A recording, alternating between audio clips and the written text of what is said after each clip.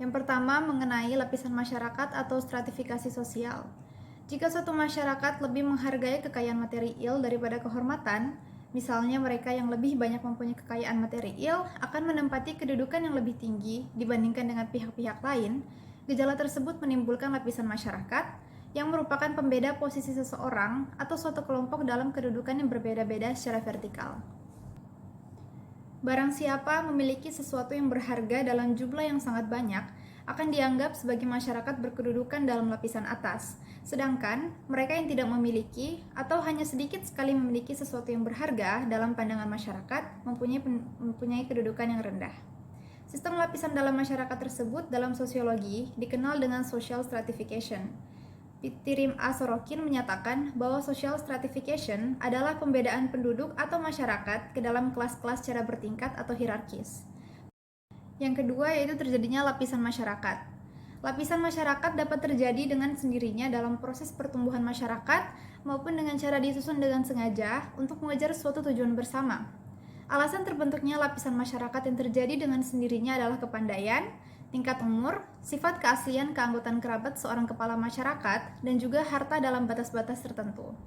Alasan-alasan yang dipakai dalam setiap masyarakat itu berbeda. Contohnya, dalam masyarakat yang hidupnya dari berburu hewan, alasan utama dari lapisan masyarakat itu adalah kepandaian berburu.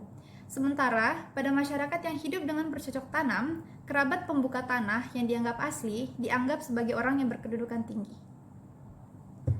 Adapun yang sistem lapisan masyarakatnya sengaja dibentuk untuk mengejar suatu tujuan bersama. Biasanya hal ini berkaitan dengan pembagian kekuasaan dan wewenang resmi dalam organisasi-organisasi formal, seperti pemerintahan, perusahaan, partai politik, angkatan bersenjata, atau perkumpulan. Menurut Chester F. Barnard, sistem pembagian berkedudukan pada pokoknya diperlakukan secara mutlak agar organisasi dapat bergerak secara teratur untuk mencapai tujuan yang diniatkan oleh para penciptanya. Sistem kedudukan dalam organisasi timbul karena perbedaan-perbedaan kebutuhan, kepentingan, dan kemampuan individual.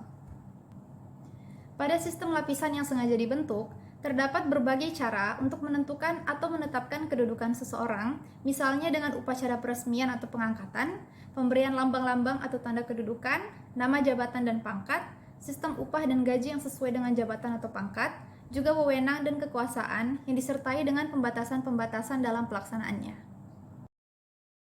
Sifat-sifat sistem lapisan masyarakat. Sifat sistem lapisan di dalam suatu masyarakat dapat bersifat tertutup atau closed social stratification dan terbuka atau open social stratification. Sistem lapisan yang bersifat tertutup itu membatasi kemungkinan pindahnya seseorang dari suatu lapisan ke lapisan lainnya, baik yang merupakan gerakan ke atas ataupun gerakan ke bawah. Di dalam sistem demikian, satu-satunya jalan untuk menjadi anggota suatu lapisan masyarakat adalah dengan kelahiran. Sebaliknya, di dalam sistem terbuka, setiap anggota masyarakat mempunyai kesempatan untuk berusaha dengan kecakapan sendiri untuk naik ke lapisan teratas atau turun ke lapisan yang di bawahnya. Pada umumnya, sistem terbuka ini memberi rangsangan yang lebih besar kepada setiap anggota masyarakat untuk dijadikan landasan pembangunan masyarakat daripada sistem yang tertutup. Kelas-kelas dalam masyarakat. Penjumlahan kelas-kelas dalam masyarakat disebut dengan kelas sistem. Artinya, semua orang dan keluarga yang sadar akan kedudukan mereka itu diketahui dan diakui oleh masyarakat umum. Dengan demikian, pengertian kelas paralel dengan pengertian lapisan itu tanpa membedakan apakah dasar lapisan itu faktor uang, faktor tanah, kekuasaan, atau dasar lainnya. Ada pula yang menggunakan istilah kelas hanya untuk lapisan yang berdasarkan atas unsur ekonomi. Sementara itu, lapisan yang berdasarkan atas kehormatan dinamakan kelompok kedudukan atau status group. Selanjutnya dikatakan bahwa harus diadakan pembedaan yang tegas antar kelas kelompok kedudukan. Joseph mengatakan bahwa kelas-kelas dalam masyarakat terbentuk karena diperlukan untuk menyesuaikan masyarakat dengan keperluan-keperluan yang nyata. Makna kelas dan gejala-gejala kemasyarakatan lainnya hanya dapat dimengerti dengan benar apabila kita mengetahui riwayat terjadinya. Selanjutnya adalah dasar lapisan masyarakat. Yang pertama adalah ukuran kekayaan. Seseorang yang memiliki kekayaan paling banyak termasuk ke dalam lapisan teratas. Kekayaan tersebut dapat dilihat dalam bentuk rumah yang bersangkutan, mobil pribadi, cara-cara mempergunakan pakaian, serta bahan pakaian yang dipakai, kebiasaan untuk berbelanja barang-barang mahal, dan seterusnya. Yang kedua adalah ukuran kekuasaan, yaitu seseorang yang memiliki kekuasaan atau mempunyai wewenang terbesar menempati lapisan atas. Yang ketiga adalah ukuran kehormatan, yaitu orang yang paling disegani dan dihormati, mendapatkan tempat yang teratas. Ukuran ini dapat dijumpai pada masyarakat-masyarakat tradisional. Dan yang terakhir adalah ukuran ilmu pengetahuan. Ilmu pengetahuan merupakan ukuran yang dipakai oleh masyarakat yang menghargai ilmu pengetahuan. Akan tetapi, ukuran tersebut kadang bersifat negatif karena bukan mutu ilmu pengetahuannya yang dijadikan ukuran, melainkan gelar kesarjanaannya. Selanjutnya adalah unsur-unsur lapisan masyarakat. Yang pertama ada kedudukan atau status, yaitu merupakan tempat seseorang dalam suatu pola tertentu. Ada dua macam kedudukan yang dikembangkan dalam masyarakat, yaitu ascript status dan achieved status. Ascript status yaitu kedudukan seseorang dalam masyarakat tanpa memerhatikan perbedaan-perbedaan rohania dan kemampuan. Kedudukan tersebut diperoleh karena kelahiran. Achieved status yaitu kedudukan yang dicapai oleh seseorang dengan usaha-usaha yang disengaja.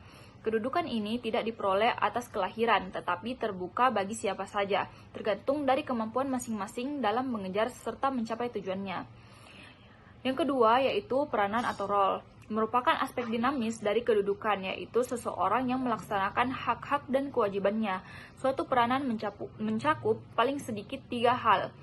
Yang pertama adalah peranan meliputi norma-norma yang dihubungkan dengan posisi atau tempat seseorang dalam masyarakat. Peranan merupakan suatu konsep perihal apa yang dapat dilakukan oleh individu dalam masyarakat sebagai organisasi. Ketiga adalah peranan juga dapat dikatakan sebagai perilaku individu yang penting bagi struktur sosial. Perkenalkan, nama saya Ika Radet Mardika dengan NIM C0212011023. Di sini saya akan melanjutkan materi selanjutnya, yaitu Mobility Center atau Social Mobility. Pengertian umum dan jenis gerak sosial. Gerak sosial atau social mobility adalah suatu gerak dalam struktur sosial, yaitu pola-pola tertentu yang mengatur organisasi suatu kelompok sosial. Struktur sosial mencakup sifat-sifat dan hubungan antara individu dengan kelompoknya. Tipe-tipe gerak sosial prinsipal ada 2 macam. Yang pertama itu gerak sosial horizontal dan vertikal. Gerak sosial horizontal merupakan peralihan individu atau objek-objek sosial lainnya dari suatu kelompok sosial ke kelompok sosial lainnya yang sederajat. Gerak sosial vertikal adalah perpindahan individu atau objek sosial dari suatu kedudukan ke kedudukan lainnya yang tidak sederajat. Gerak sosial vertikal dibagi menjadi 2, yaitu naik social climbing dan turun social seeking. Gerak sosial vertikal naik memiliki 2 bentuk utama, yaitu 1. Masuknya individu-individu yang mempunyai kedudukan rendah ke dalam kedudukan yang lebih tinggi di mana kedudukan tersebut telah ada. 2. Pembentukan suatu kelompok baru yang kemudian ditempatkan pada derajat yang lebih tinggi dari kedudukan individu-individu pembentuk kelompok tersebut. Gerak sosial vertikal turun memiliki 2 bentuk utama, yaitu 1. Turunnya kedudukan individu ke kedudukan yang lebih rendah derajatnya. 2. Turunnya sederajat kelompok individu yang dapat berubah disintegrasi kelompok sebagai suatu kesatuan. 2. Tujuan penelitian gerak sosial. Para sosiologi meneliti gerak sosial untuk mendapatkan keterangan-keterangan perihal keteraturan dan keluasan struktur sosial. Para sosiolog mempunyai perhatian yang khusus terhadap kesulitan yang secara relatif dialami oleh individu-individu dan kelompok-kelompok sosial dalam mendapatkan kedudukan yang terpandang oleh masyarakat dan yang merupakan objek dari suatu persaingan.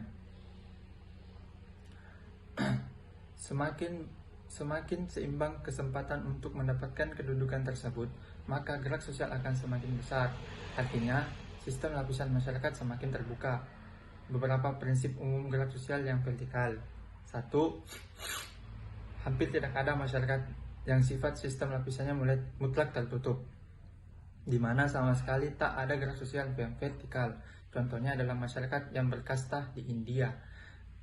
Betapapun terbukanya sistem lapisan dalam suatu masyarakat, tak mungkin gerak sosial yang vertikal dilakukan. Ciri-ciri sendiri bagi gerak sosialnya.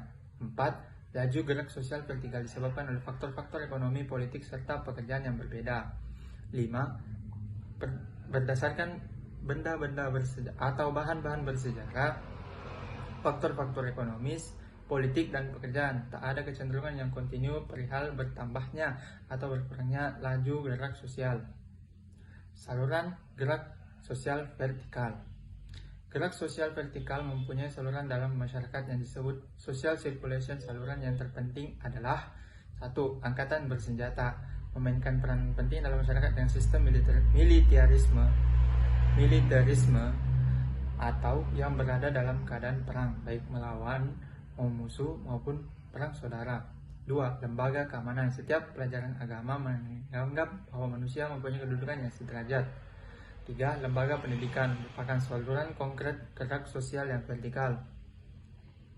Bahan-bahan sekolah-sekolah dapat dianggap sebagai social elevator yang bergerak dari kedudukan yang paling rendah ke yang paling tinggi. 4. Organisasi politik dapat memberi peluang besar bagi para anggotanya untuk naik dalam pertanggaan kedudukan. 5. Organisasi ekonomi. Dan ke-6 adalah organisasi kalian, di mana merupakan wadah yang dapat menampung individu-individu dengan masing-masing keahlian. Baik, saya akan lanjutkan pembahasan mengenai perlunya sistem lapisan masyarakat. Manusia pada umumnya bercita-cita agar ada perbedaan kedudukan dan peranan dalam masyarakat. Akan tetapi cita-cita tersebut selalu akan tertumbuk pada kenyataan yang berlainan. Setiap masyarakat harus menempatkan individu-individu pada tempat-tempat tertentu dalam struktur sosial dan mendorong mereka untuk melaksanakan kewajiban-kewajibannya sebagai akibat penempatan tersebut. Dengan demikian, mau tidak mau ada sistem lapisan masyarakat karena gejala tersebut sekaligus memecahkan persoalan yang dihadapi masyarakat, yaitu penempatan individu dalam tempat-tempat yang tersedia dalam struktur sosial dan mendorongnya agar melaksanakan kewajiban yang sesuai dengan kedudukan serta peranannya. Isu yang berkembang dalam lapisan masyarakat salah satunya yaitu dalam stratifikasi sosial masyarakat pesisir desa Tanjung Kecamatan Pademau, Kabupaten Pamekasan. Proses pembentukan stratifikasi sosial di masyarakat pesisirnya berdasarkan pada ukuran kekayaan, ukuran kehormatan, dan ilmu pengetahuan dari beberapa ukuran yang menjadi dasar dalam proses pelapisan sosial tersebut.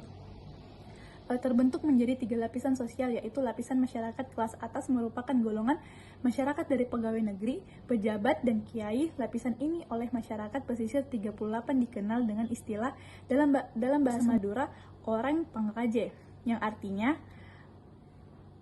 adalah golongan orang besar. Sedangkan pada lapisan masyarakat menengah merupakan golongan juragan yang terdiri dari juragan tembakau, juragan ikan, dan juragan nelayan. Selanjutnya dalam lapisan masyarakat kelas bawah merupakan golongan masyarakat yang bekerja keras sebagai buruh tani, buruh nelayan, dan buruh pabrik. Kelompok lapisan ini oleh masyarakat pesisir disebut orang kenek, yaitu golongan orang kecil yang tidak mempunyai pendapatan yang tetap serta penghasilan yang rendah. Adapun solusi dalam isu yang berkembang dalam contoh lapisan masyarakat di atas adalah stratifikasi yang seharusnya dibentuk oleh masyarakat pesisir desa Tanjung Kecamatan Pademau, Kabupaten Pamekasan, yaitu tidak membedakan status kelas dengan dasar ukuran ekonomi.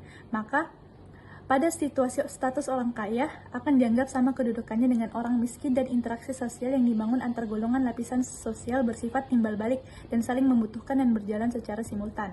Misalnya kiai dengan orang kenek menumbuhkan suasana kekerabatan yang kuat, dan interaksi antara pandiga dengan juragan nelayan yang terikat dengan sistem kontrak kerja satu dengan yang lainnya. Sekian.